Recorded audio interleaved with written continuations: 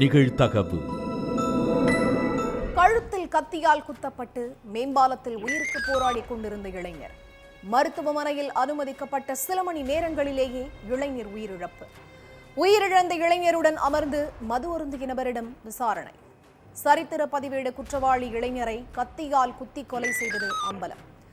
சரித்திர பதிவேடு குற்றவாளி இளைஞரை கொலை செய்தது ஏன்? கொலைக்கான காரணம் என்ன? கொலையாளி சிக்கினானா?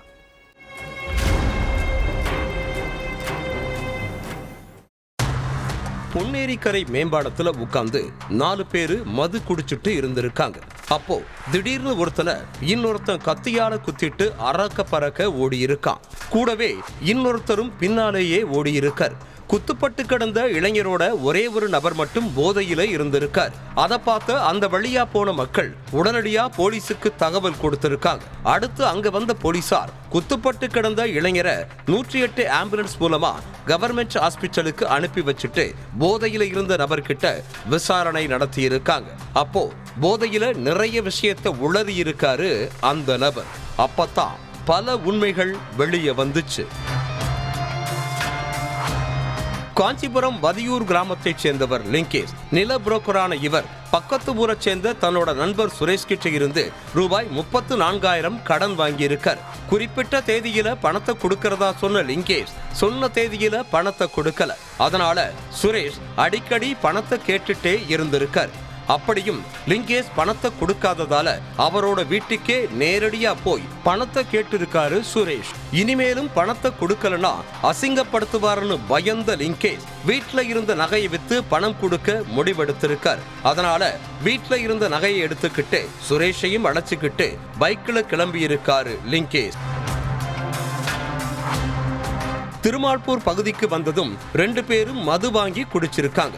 அப்போ பல்லூரை சேர்ந்த சரத் தன்னோட நண்பர் தசா கூட மது குடிக்கிறதுக்காக வந்திருக்கார். ராணிப்பேட்டை மாவட்ட சரித்திர பதிவேடு குற்றவாளியான சரத் மேல 3 கொலை வழக்குகள் நிலுவையில் இருக்கு. சரத்தை தெரியாத ஆளே அந்த பகுதியில இருக்க முடியாது. அந்த அளவுக்கு ரவுடிசத்துல பெரிய ஆளு சரத். இதுக்கு மத்தியில தன்னோட உறவுக்காரர் ஒருத்தருக்கு போன் பண்ணி மதுக்கடைக்கு வர வச்ச லிங்கேஷ் தங்கிட்ட இருந்த நகையை கொடுத்து வித்து பணத்தை கொண்டு வாங்கன்னு சொல்லி இருக்கார்.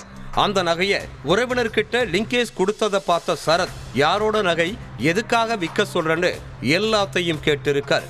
அப்போ போதையில இருந்த சுரேஷும் லிங்கேஷும் கடன் தொகை கொடுத்ததுல இருந்து நகையை வீட்டில இருந்து எடுத்துட்டு வந்தது வரைக்குமே எல்லாத்தையுமே சொல்லி இருக்காங்க. அதையெல்லாம் கவனமா காதுல வாங்கின சரத் நாம எல்லாரும் ஒன்னா உட்கார்ந்து மது குடிக்கலாம்னு அழைச்சிட்டு போயிருக்கான்.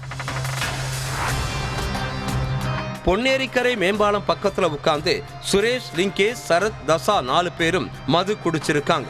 அப்போ நகையை வித்து கொண்டு வர்ற பணத்துல பாதி எங்கிட்ட தரணும்னு டீல் பேசியிருக்கான் சரித்திர பதிவேடு குற்றவாளி சரத்.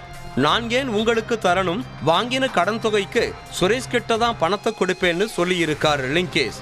என்னோட கேஸ் ஹிஸ்டரி தெரிஞ்சும் என்கிட்டயே எதிர்த்து பேசுறையா, பணத்துல பாதி கொடுக்கலனா உசுறு மிஞ்சாதுன்னு மிரட்டி இருக்கான் சரத். ஆனாலும் பயப்படாத லிங்கேஷ் பணத்தை கொடுக்க முடியாதுன்னு சொல்லி இருக்கார். அப்போ டென்ஷனான சரத் தான் மறைச்சு வச்சிருந்த கத்தியால லிங்கேஷோட கழுத்துல குத்தி இருக்கான். அதுல அதிக ரத்தம் வெளியேறி வலியில துடிச்ச லிங்கேஷ அப்படியே போட்டுட்டு சரத் தலை தெறிக்க ஓடி இருக்கான். கூட வந்த தசாவும் பின்னாலேயே ஓடி இருக்கார். லிங்கேஷ் கிடந்த கோலத்தை பார்த்து சுரேஷ் தான் போதையில அழுது இருக்கார்.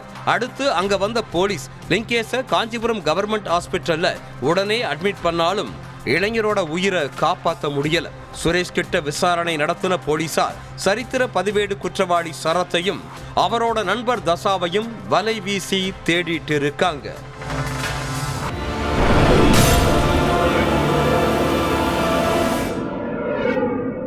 நிகழ்தகவு.